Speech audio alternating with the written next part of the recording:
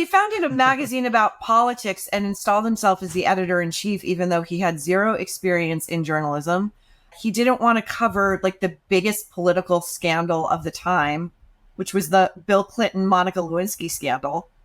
He didn't want to cover it because it brought back painful memories of what we now know of his father's womanizing, which in the book, you'll see it's far worse than just womanizing. I mean, he was practically a rapist and was engaged with teenage girls. Maureen Callahan is an award-winning investigative journalist, author, and commentator. Her work spans pop culture to politics and has been featured in Vanity Fair, New York, Spin, and the New York Post, where she serves as critic at large. Maureen Callahan is the author of the new book, Ask Not: The Kennedys and the Women They Destroyed.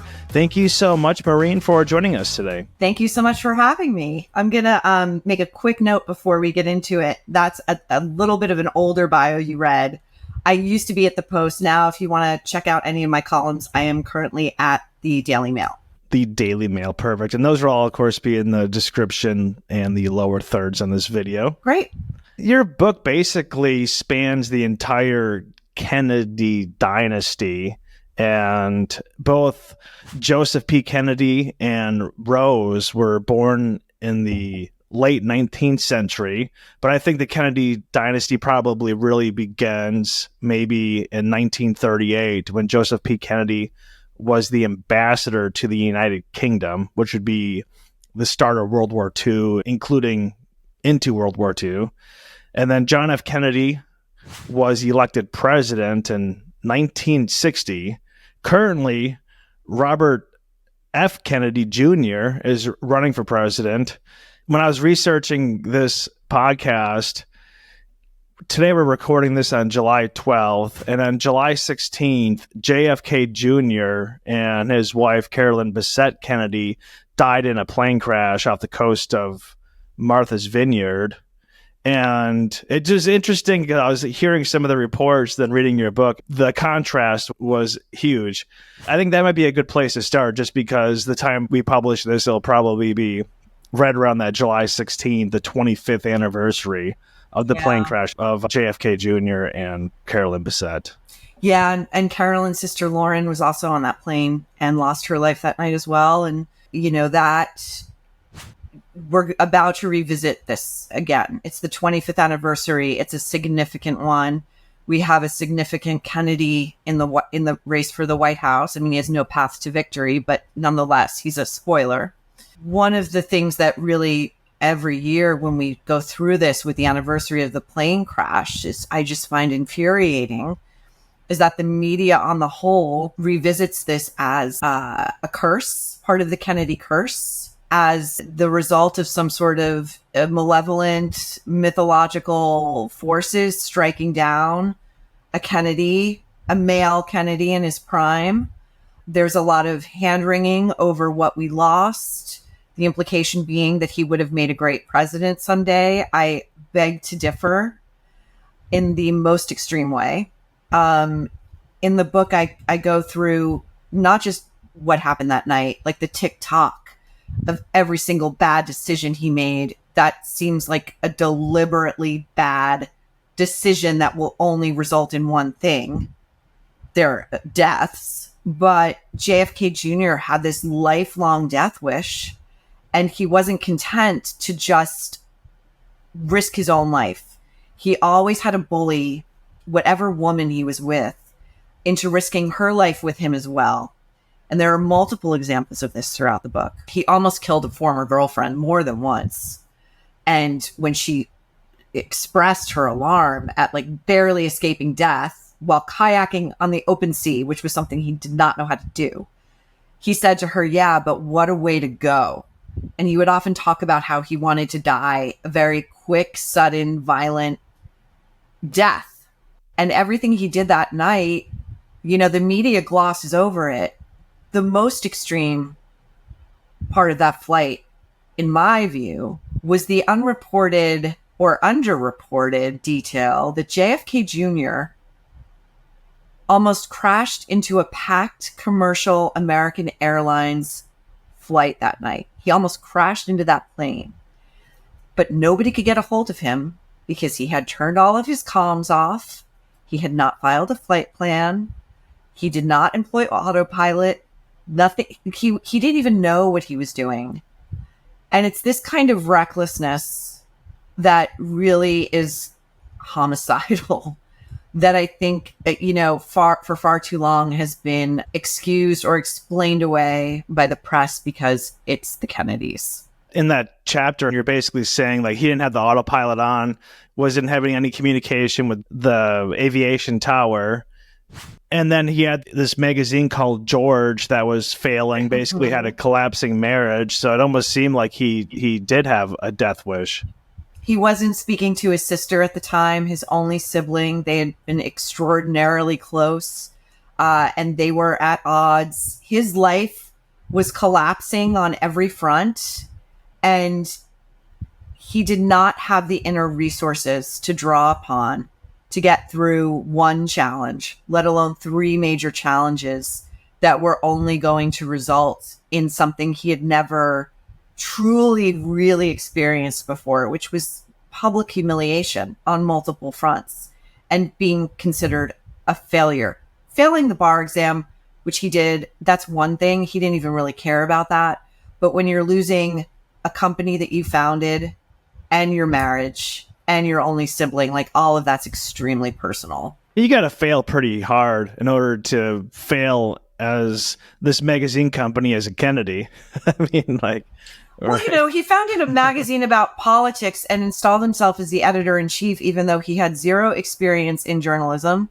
He didn't want to cover like the biggest political scandal of the time, which was the Bill Clinton, Monica Lewinsky scandal. He didn't want to cover it because it brought back painful memories of what we now know of his father's womanizing, which in the book, you'll see it's far worse than just womanizing. I mean, he was practically a rapist and was engaged with teenage girls. But, he, against the best advice of his staff, George Magazine ignored the biggest political story on the planet at that time. So it's, is it really a surprise to Phil? I don't know. Originally, I'm from Wisconsin, grew up on a farm. Mm-hmm. And so most of the stuff, obviously, I didn't really follow. I didn't even know who Carolyn Bessette was until I read this book. Obviously, I was always fascinated about JFK and the presidency. But what is the fascination with the Kennedy family to begin with? Well, the family really is this sort of false creation by the patriarch Joe Sr., who had worked for quite some time as a Hollywood producer. So he understood optics, he understood imaging and messaging, and they were sort of the perfect political family to meet the moment of mass media. So JFK was the first really young, cool American president, and he presented as sort of the epitome of youthful vigor. It was the idea of American supremacy writ minor in one person, and his wife, who was young and beautiful and stylish, and they had young kids, and they looked like straight out of Central Casting. And that was what Joe was always looking for in wives for his sons, who he was breeding them all to be future American presidents. His own hopes were dashed when he made the miscalculation of siding with Hitler during World War II. So, yeah. And then, of course, Jack's assassination, which was a huge national trauma. It was a murder that generations of Americans witnessed through the Zapruder film. And you can't understate the effect that had on Americans projecting so much onto this storied family, which only further sort of leaned into that narrative that terrible things happen to them and that the women who get in their way are the ones to blame. Your book, I'll just read the title again. It's called Ask Not, The Kennedys and the Women They Destroyed. It's told through the lens of the Kennedy women, whether that's the wives, whether that's some of the mistresses, the interns that JFK was having sex with in the White House, etc. Basically, like any book, you have heroes and villains. But I thought, for me, at least, the most sympathetic character, the one that I really felt just awful for, was his sister, JFK's sister, Rosemary. and she basically had, a lobotomy. Yeah. And her sister Eunice Kennedy created the Special Olympics in 1968, or Eunice Kennedy Shriver, who of course is the mother of Maria Shriver, who used to be married to Arnold Schwarzenegger. And it seemed like she started the Special Olympics in honor of her sister. And then I was kind of researching that. And then there was supposed to be a movie with Emma Stone called Letters from Rosemary. And it, like, this whole movie, I'm like trying to like find it. I was like, I'll watch this before the podcast. And then I was reading articles from 2016 that I can't find this movie. So I'm like, well, what happened to this movie that was supposed to be showing Rosemary's side of things? Who basically died in a mental facility because she was basically taken down into like an infant after the lobotomy. She died in Wisconsin. That whole story was, awful. That story is beyond belief. If I wrote it as a novel, no one would believe it. I wouldn't be surprised, honestly, if the Kennedy family had a role in killing that movie, because they kill anything that runs counter to their narrative as America's quote unquote royal family. And I know firsthand that there are outlets who won't cover this book. There were publishers who wouldn't touch this book because they did not want to upset famous Kennedys that they were either in business with or were friendly with or who they employ. And this is a pattern that I think is extremely toxic. I think the American electorate is due a heavy, heavy reckoning with the way that they've treated these women throughout generations and continue to do so. You talked about Rosemary, and I just, so there are two things. One is the book is written like a novel. So you are with each of these women as they endure and experience these extraordinary, at times unthinkable life events. In the case of Rosemary, JFK's sister, she was beautiful. She was young. She was vivacious. She had some learning disabilities. She had some mood disorders. But her father, when she was in her early 20s, had her secretly, forcibly lobotomized. I think what he did to her, I think killing her would have been kinder. She was left with the mental and physical capacities of a 2-year-old. She couldn't even take herself to the toilet. She couldn't feed herself. She couldn't wash herself. She couldn't do anything. She was not verbal. She was shunted off, not really to a mental facility, but she wound up living in a cottage that the Kennedys built for her at St. Coletta's in Wisconsin, your home state, which I went to. Her nurses, she died years ago, but her nurses said, yeah, come and look, and we'll talk to you about the Rosemary that we knew and that we cared for. And as with so many things when doing this book, my timing was just right, because when I got there, they told me that in 2 weeks that the cottage was going to be raised. There was no plaque that was going to go up and say Rosemary Kennedy lived here. She was such an embarrassment to her parents. And what I learned in reporting this book, I thought I knew a lot, but this book was in many ways an education.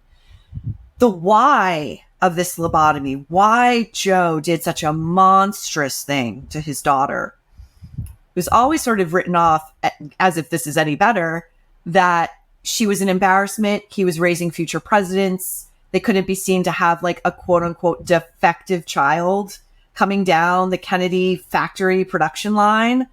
But what I learned was that there were family friends of the Kennedys, close friends, who very much suspected that Joe had been molesting Rosemary, that her increasing agitation was a direct result of that, and she was close to exposing his secret. And so he had to shut her up, and hence the lobotomy. Yeah, there's a lot of, I'm not sure what the word is, salacious, scandalous things that you really reveal in this book. For me, Rosemary was certainly the most, I don't know if the word sympathetic is the proper word, but for me, I think that was the most sympathetic. I was watching an interview you had with Meg Kelly show. Yeah. And you were talking about how basically you had this previous novel, I forget the name of it, but it sounded intriguing. I certainly want to read it. But you were with, I think, was it Viking Publishing? I think. Yes, American right? Predator at Viking. Yeah. Right. And you said like, it was like this big hit. Yeah. And, they made a bunch of money off of it. And then they're like, oh, what book do you want to do next? And you're like, oh, I'll do this one on the Kennedys. And then they're like, oh, okay, yeah, perfect. And then they wouldn't publish it, right? Is that basically like, what's the story? That's basically what happened. I made them so much money. They said, we will publish anything you want to do next, whatever it is. I said, I want to do a book on the Kennedys, and this is the thumbnail. This is my elevator pitch. They were like, great, we're going to do it. You're going to get a lot of money, and we're going to do it. And then they just vanished. They vaporized. And we were like, what's going on? What's going on? And finally, we got word they weren't going to publish it, but we had no idea. We had no idea why. And then we saw a few months later, the why was that they were busy trying to close a deal with Maria Shriver to give her her own publishing imprint at Viking. And they didn't want to piss off Maria by signing up my book. And I don't tell this story to sound like oh, poor me, right? The book is out. But I say it because I think people need to know that there are other people and institutions who are standing in the way of truth, of real American history, because they would rather cozy up to Alpha Kennedys rather than do their jobs. I mean, what is publishing if not the production of ideas, some of which may be uncomfortable, some of which may be quote unquote scandalous? One of my favorite reviews of this book, which really it was in the Times, so of course they went to town on it, was that the book was lurid and, like you said, scandalous. And my response is of course it is. This is a lurid, scandalous, shameless, criminal, political dynasty. You bet. I'm just kind of curious, how long did it take you to research this book? You're reading the book of some of the former, I don't know if mistress is the right word, but some of the interns at the White House. Was it, and then you had, this was Moxley. I forget her name. Mrs. Moxley, Dorothy Moxley, Martha Moxley's mom. No, Mick, was it Mimi? Oh, Mimi Alford. Yeah, the intern. You had Mimi, and then was it Diana was Diana one of the other? Right, yeah. So they wrote biographies years later. I think you said one of them was published in 2012. Mimi, but how? Yeah. Yeah, maybe. Yeah. How many sources? How long did this take you to research and write? And how many sources were you going through? It seemed like a pretty intensive process. Yeah, it really was. I mean, it took me about 3 years in terms of researching and reporting, and then a year to sit down and really write it and to figure out how to structure it. It toggles back and forth in time and place to place and era to era.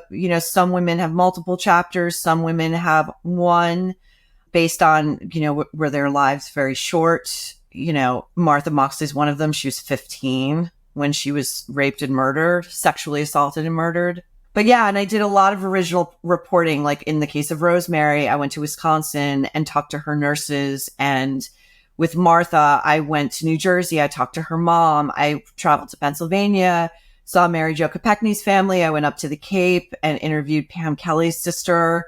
Pam was a teenage girl when she was left paralyzed in an accident caused by the reckless driving of Joe Kennedy.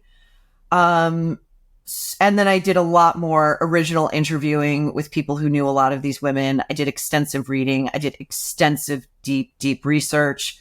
I worked as a named scholar at the New York Public Library for this project. So for those who would seek to discredit it as just gossip and innuendo, it's not that. I can assure you, this book was a labor of love. And I had a real epiphany, I think it was in 2021, when a life-size statue, a bronze life-size statue of JFK was unveiled in DC. And I thought, I hope that when my book sees the light of day, it will eventually lead to an actual discussion about how we should regard this man. We're talking about scandals and Salacious. What was for you the one that was maybe most upsetting or hardest to believe? Something along those lines. I've been asked this question, and it's really hard to pick one because each story is singular, right? Each of the things that happen to each of these women, they're unbelievable. And then you compound that with media coverage that blames them.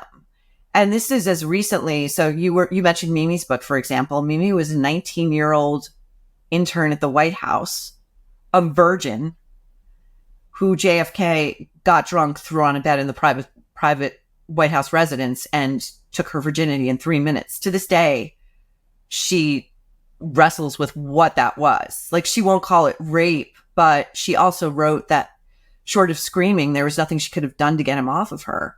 And then days later, he orders her to orally service one of his aides as he watches. And that's an assault, I think. In my mind, that's an assault. So you have these really difficult to reckon with things, but each of these women, they all had their strength and this kind of, I talk about how they all really brought something to the Kennedys. Like they were in the sort of line of fire, if you will, because they were so charismatic. They had their own life force. They had their own star power. They sort of understood what was going on to an extent. And I really took pains to depict the glamour and exceptionalism of that world, because you have to understand why such smart women would otherwise be drawn to it. There was much about it that was very seductive. But I think the linchpin of the book, and the person I consider the book's heroine, would be Jackie. I always say that readers or listeners are going to meet 3 different Jackies in this book. There's Jackie Kennedy. There's Jackie Onassis, aka Jackie O. And then there's Jackie in her most surprising incarnation, which is as a single working woman in New York City. The most interesting and compelling one by far, I think. It's interesting to talk with you about that, because as a reader, I didn't think there's any heroes, really. And you're talking about Jackie signing like this sex contract with Aristotle, Onassis and stuff. Jackie obviously had a lot of different kind of lives in one lifetime, but yeah, reading it, I thought, it's like Carolyn Bessette. She wanted to be married to JFK and have this fame, but then she didn't want to deal with the fame. And you mentioned this a couple times. I have this quote, but you say, "Nothing made Carolyn more anxious. She wanted out of her marriage, but also felt trapped. I can't get a divorce," she'd say. "I'll wind up living in a trailer park. Out of my mind. Going, I used to be married to JFK Jr." It's like they married these people thinking like, oh, it's a Kennedy, it's going to be great. And then it wasn't great. But then they also didn't want out because you're giving up like the lifestyle. So I don't know. I kind of felt like there was no real heroes. There was a lot of sympathetic characters, people like Mimi and Rosemary. I mean, they were just like horribly treated. But the wives, I kind of were like, well, it seems like it's a double-edged sword. It's interesting to hear you say that. One of the things that I think is interesting about all of these women, and I talk about this in the preface and also in the epilogue, is that they're very complicated people. And that's great. They should be. It makes them interesting. It makes them nuanced. It makes them compelling. You can see why these men were drawn to these women. They, almost all of them who marry in, are sold a completely false bill of goods. Like Carolyn, for example, after she married John Jr., he would castigate her for not understanding her role as a Kennedy wife. And her response would always be the same. She would say, "I didn't get the fucking employee handbook." And it was true. And it was so striking because she understood he kind of viewed her as an employee. Kennedy women who marry into that family, they're told, like, you're not really a Kennedy. We can be done with you at any time. Bobby Kennedy Jr.'s estranged wife, Mary, who killed herself, said this more than once to people in her life. They could destroy me. And by that, she meant the Kennedys. And they did. They kind of really did.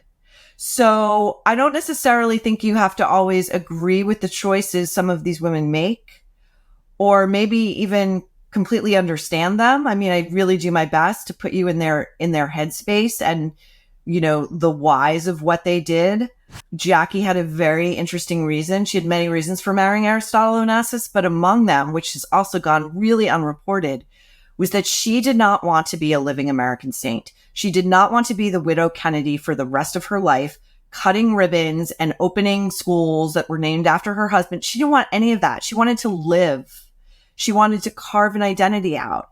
And she understood that by marrying Aristotle Onassis, she would scandalize the world.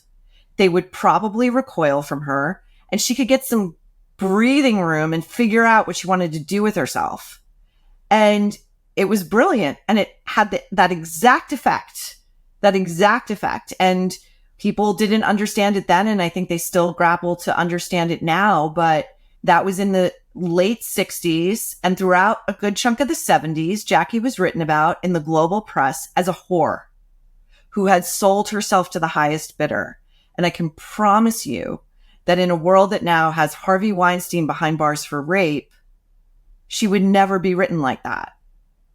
She would never be written about like that, I should say. Carolyn Bessette, she died, as we mentioned, in 1999, but when you're talking about Jackie Onassis Kennedy, her husband died in 1963. This is just a much different era, I mean, for women. So, like, I could see herself, like, kind of getting married off to the highest bidder, as you say, because she had way less options versus, like, obviously today. I mean, what was Jackie going to do in 1963? I mean, that was such a different era. Like, I mean, didn't LBJ, the successor to JFK, he had like dozens of mistresses and things like that. And he somehow held up as like this model because his presidency coincided with the civil rights movement. Right. LBJ, who succeeded, he was Kennedy's VP. And after the assassination, he became, but I'm not even talking about like unfaithful presidents. Most of them are. I'm talking about like criminal sexual activity. I'm talking about like abusing girls and women. And then if they dare to hold you to account, what you then do is you trash them in the public square and you make them regret the moment you ever laid eyes on them. With Carolyn Bessette, I think it's important to remember that that relationship, which took place in the 90s, was before the internet.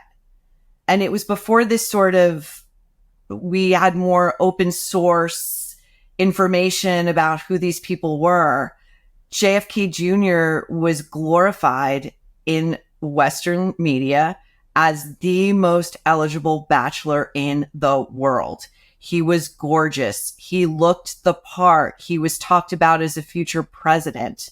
He was catnip for any woman who wanted a big, interesting life like that.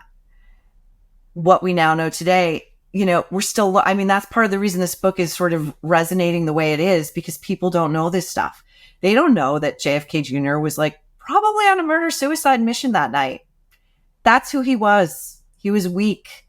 When she kind of got behind the curtain and she saw what was really going on, it was not the bill of goods that had been presented to her. You had a chapter on Marilyn Monroe, and it's like the whole 60s. There's obviously a lot of conspiracy theories, like who killed JFK. Was it Oswald? Was it CIA? Who knows? I mean, RFK was also assassinated in 1968 by, was it like Shara, I believe his name was. Sirhan.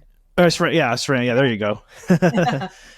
And then Marilyn Monroe allegedly committed suicide in 1962, but both RFK and JFK were having sex with her. Yeah. And then the night that she allegedly committed suicide, RFK happened to be in California. It seemed like your book alluded to the fact that maybe she was carrying RFK's baby. And so then all of a sudden, like, isn't like her diary mysteriously stolen, phone records, things like that. And her phone was bugged by both the CIA and the FBI. Yeah. So there's a lot of, tell us the story of Marilyn Monroe with the Kennedy brothers. Yeah, it's fascinating. The fascination with Marilyn Monroe in particular just endures. And so for anyone who is unfamiliar with her, too young to know, she was the biggest sex symbol in the world. She was the most famous woman, I would say, aside from Jackie Kennedy, in the world. You would think that this would be someone who was possessed of a lot of power and self-assurance, and the opposite was true. Marilyn was a foster child. She suffered sexual abuse as a child. She was ever in search of someone to love her and to fix her, and she really more than anything wanted to be regarded as smart. So I think it's really important to understand all that about her psyche, because it explains why she would have put up with not just being the sexual plaything of the president of the United States, but also of his brother, the attorney general, at the same time. There are reports that Marilyn, towards the end of her life, had an abortion in LA. It's believed that if she had that abortion, it was Bobby's baby. She had been frantically trying to reach him. JFK had ended things with her. No uncertain terms. He had ghosted her, in effect. Bobby was trying to work his way out of her life, but they had to play it right because they didn't want to set her off. And when she realized what they were doing, she was so emotionally distraught. She said, I'm going to go public. I'm going to hold a press conference. I'm going to tell the world exactly who you two are. And I mean, they would have lost everything. The day of her suicide, Bobby was caught on those wiretaps at her house, the day of her suicide, yelling at her, where is it? Where is it? Where the F is it? We need it. And you hear a thump, which is something going down or someone. She dies that night, shrouded in mystery. Her diary goes missing. Phone logs go missing. A British journalist named Anthony Summers helped recover those phone logs. They showed frantic calls to Bobby's office at the DOJ. And at her funeral, her ex-husband, Joe DiMaggio, himself a very famous American ball player, said that no Kennedys were permitted, and later said, and I quote, I always knew who killed Marilyn, but I did not want to start a revolution in this country. It sounded like also in that interview with Meg Kelly that you kind of, like, the inspiration for writing the book, or one of the reasons, was because of Ted Kennedy and the car accident that he got into in, was it, I guess, Martha's Vineyard? Yeah, or the island. Whitwick. Mm-hmm. Right. And then he essentially killed a girl who was, what, like a 19-year-old girl, right? Was that Martha? Was that 29-year-old campaign aide who had worked for his brother, Bobby. Yeah. Was that Martha? Was that her name? No, that was Mary Jo Kopechne. Mary, right. Okay, right. And then basically he lies about the whole thing and has his lawyers and speechwriters, basically drum up, even though everyone knows he's guilty. Right. And then he's a senator the rest of his life. Yeah. Right. And then he's paraded through Washington for his funeral like he's some American hero. Yeah. That was definitely a big moment when I was watching the coverage of Ted Kennedy's death. So it was like 3 days of wall to wall. He was lying in state. He was given a president's funeral, even though he had never been president. And why had he never been president? Oh, this little thing called Chappaquiddick. What's Chappaquiddick?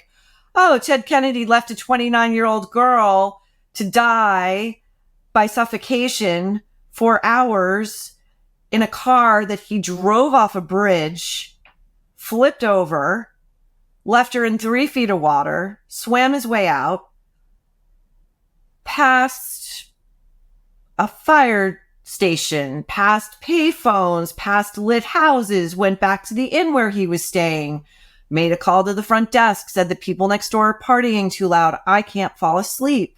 Went to sleep. Woke up the next morning, showered, shaved, had a hearty breakfast, then decides he's going to stroll his ass down to the police station and report that he had a car accident the night before. Mary Jo Kopechne could have been saved. She did not have to die. And she died a horrible, painful, agonizing, lonely death. And Ted Kennedy leaned into the Kennedy curse, the Kennedy tragedy, poor me, and the media bought it. And the American electorate bought it, and he was given a statesman's funeral. And during all of this time, I never heard the name Mary Jo Kopechne, and I thought it was disgusting. And that was that anger sort of formed the the beginnings of the idea for this book. Who do you think was the worst Kennedy? If you had to try to And they're all pretty bad. I mean, I think Jack was a monster. I mean, there were things about Jack, and in writing about him, my challenge was I had to find the Jack that Jackie Kennedy fell in love with. because she was no idiot. And she knew some of what the deal was with him. She didn't know it all. I mean, she knew some of it. And he did have incredibly great, compelling qualities to him. But his treatment of women, appalling. Ted Kennedy, after Chappaquiddick and escaping with at least a political career and a Senate seat for the rest of his life, there's an amazing GQ profile of him that I quote in the book. This scene where he and his friend, the late Senator Chris Dodd, are lunching at a famous, fancy DC restaurant in their own room. And this poor waitress has the misfortune of serving them.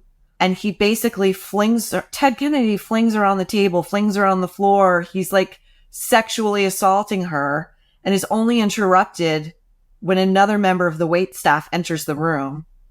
And this gets published in a major magazine at a time in America where magazines meant something and people read them and talked about them. And nothing happened. So, I mean, what I'm really sort of prosecuting here is like a litany of abuse by Kennedy men who got away with it. And the idea that this family is really deserving of an epic reconsideration. Is there any good Kennedy men? I mean, people always said John Jr. was the best because he was so polite and humble and like he was just a regular New Yorker. And, you know, it's kind of a low bar. You know, he's also somebody who really, so his accident of birth was actually exactly suited to his narcissism in a way. Like he really enjoyed being a famous person. So he got a lot of credit for being humble and being polite and all of that. And, you know, but that's a low bar, I think. I have heard throughout my reporting that Tim Shriver is apparently a really good guy. And he, in fact, was, I think, probably the closest of the younger generation to Rosemary. The nurses talked to me about him a lot, and they all really loved him.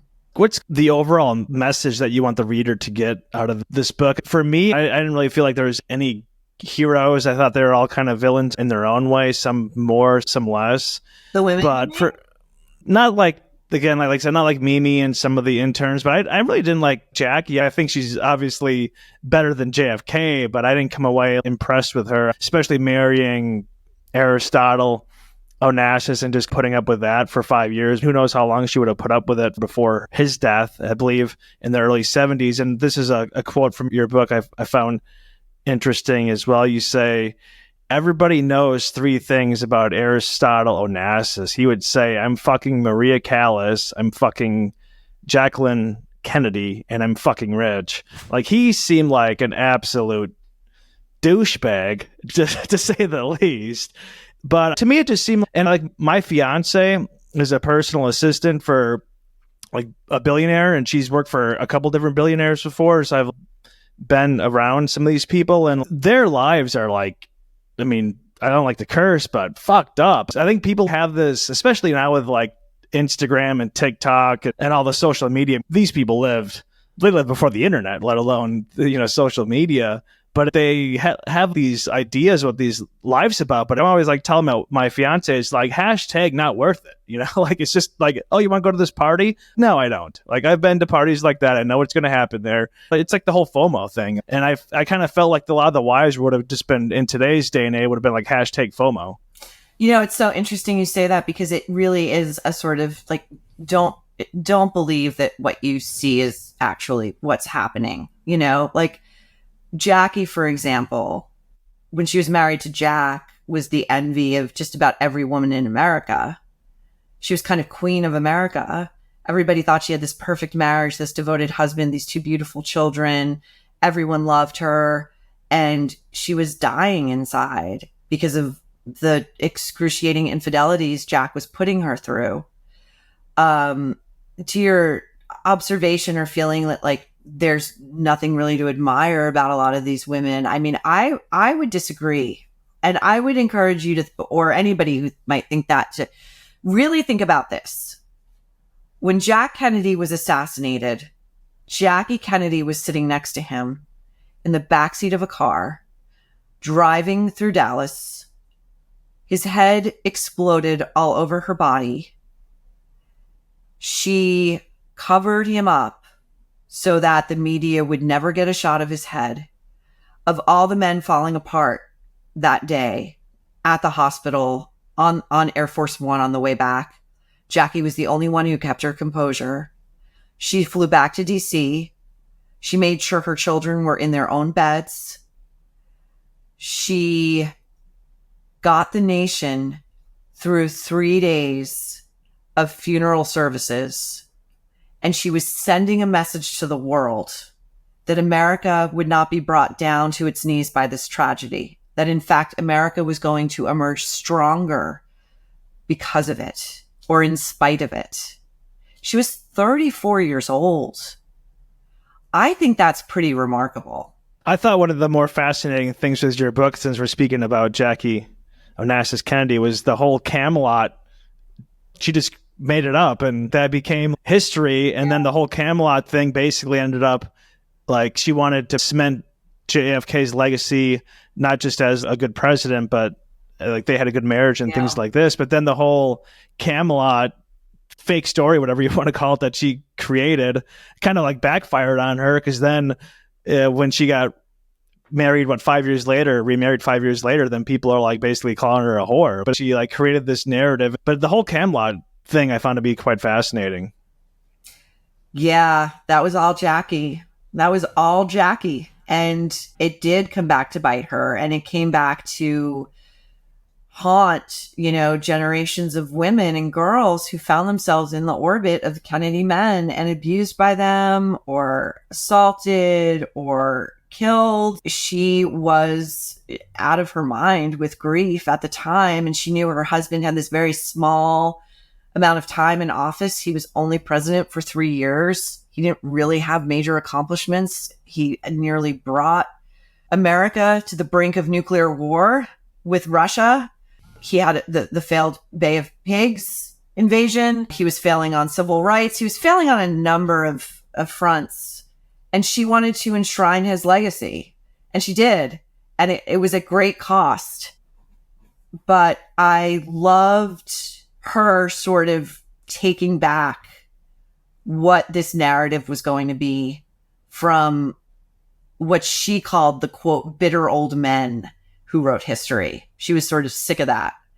And she got her way. I don't know. I find her endlessly fascinating. You just mentioned the Bay of Pigs, and it seemed like in reading the book, people have this idea that like Jackie Kennedy was by his side. And then in the book, you say that Mimi, the 19-year-old intern that he basically raped and then was having these pool parties with, was actually next to him. And then some of the other aides are like, what the hell is this 19-year-old girl doing there? But it seemed like it's just amazing how like at that time, I mean, the press was obviously so different before social media, before the internet, predominantly men in the press. Basically, like a lot of the history that we think we know of this era in JFK is completely wrong.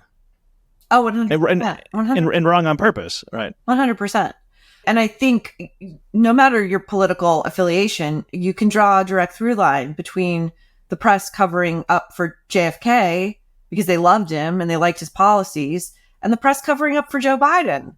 And now they're sort of turning around going, oh my God, like we're reading political correspondence. There was one in New York Magazine, Olivia Nuzzi, who said she was at the White House Correspondents' Dinner in April, and she and a bunch of journalists there were joking about what percentage dead they thought Biden was. And one of them joked, I think he's like 40% dead. Chuck Todd of NBC News, it just came out and said, I was told 2 years ago by a senior cabinet aide that there was no way Biden was fit enough to run again.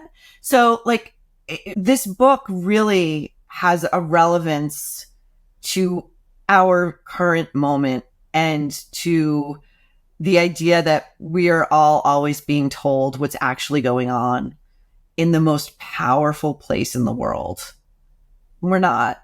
Do you think the media, if they had the social media, the technology that we have today, would be able to whitewash this the way they did? Because I live in like a college town right now, and when I go out, most of the people in this town are a little bit, lean left. But I was like, man, like obviously Biden has some type of dementia. The total initiative relative to what we can do with more border patrol and more asylum officers. President Trump? I really don't know what he said at the end of that sentence. I don't think he knows what he said either. And they're like, oh, that's just a right-wing talking point. And then all of a sudden, after the debate with Trump, they're like, well, I'll admit that you were right. I don't think he's got that much dementia. They're like, I think he has signs of dementia. I'm like, did you not watch it? And they're like, well, I started watching and then I turned it off because it was so bad. I'm like, okay, so like you watched 5 minutes of it. Everyone knew he had dementia. Right. If Joe Biden would have been president in 1960, no one would know because they would be able to just cover that up. Now with social media and people can try to, was it the press secretary could try to say that it's all doctored clips, whatever, but you'd have to be either a left-wing person or really gullible to believe that the signs weren't there. Yeah, I think. It's such an interesting point because we do have social media. Everybody has like a camera in their pocket, and a recording device in their pocket, and nothing leaked out until that debate, and it really goes to show just like how absolute power corrupts absolutely, how even members of the press would rather have proximity to power and be friendly with power than do their jobs and hold power to account.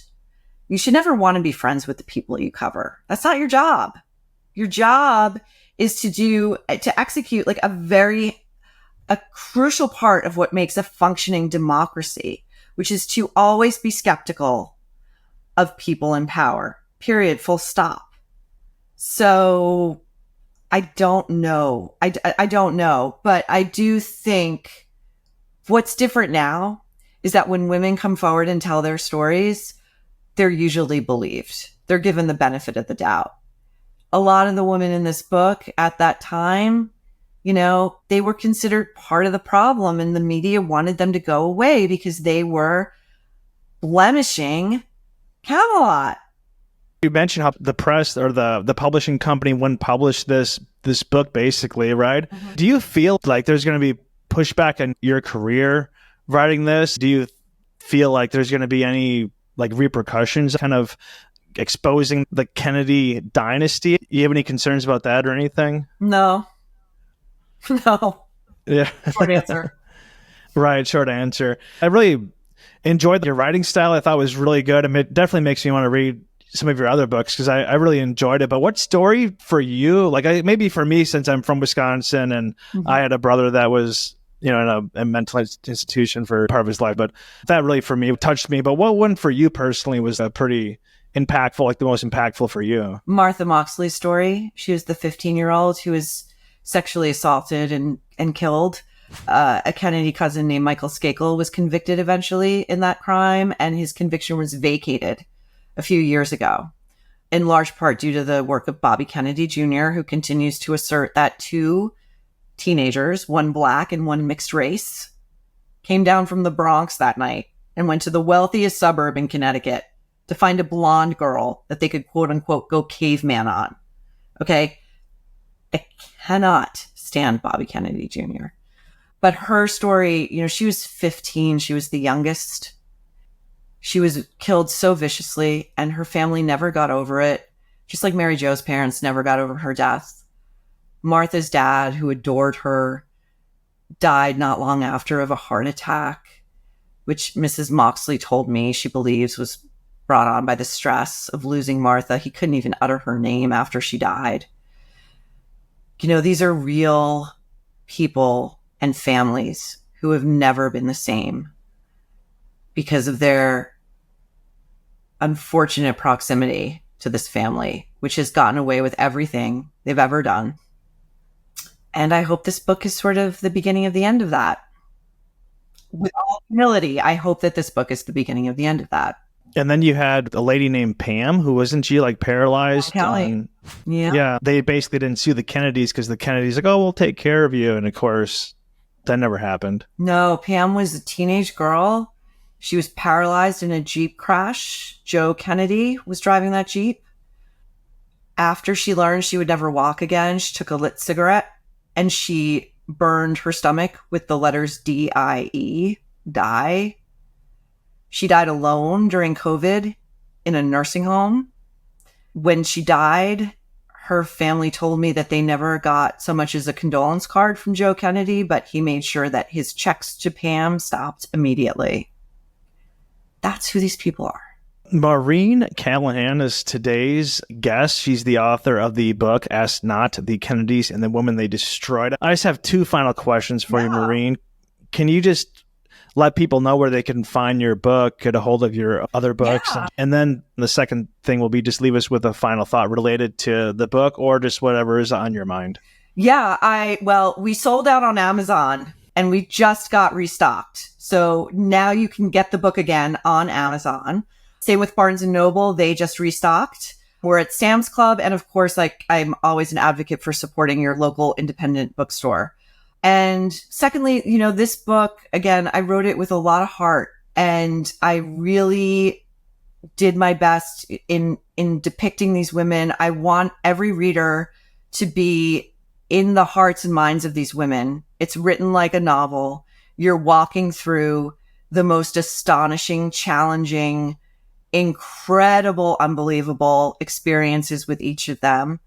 And I hope that people come away with a new understanding of just who these women were and respect for what they survived. And for those who did not survive, who could not speak in their own defense, I, again, with all humility, tried to speak for them. I think this is an example of where truth is stranger than fiction. Even if you were a great mind like Stephen King, a great fiction writer, you'd have a hard time even approaching the real life characters in this book. 100%. 100%. My dear friends, that is it for this episode of El Podcast. Once again, if you're not yet subscribed, please subscribe on YouTube as well as Rumble. You can also find us on Spotify and Apple Podcasts or wherever you get your podcasts from. We thank you all from the bottom of our hearts for watching and listening, and we will see you on the next episode.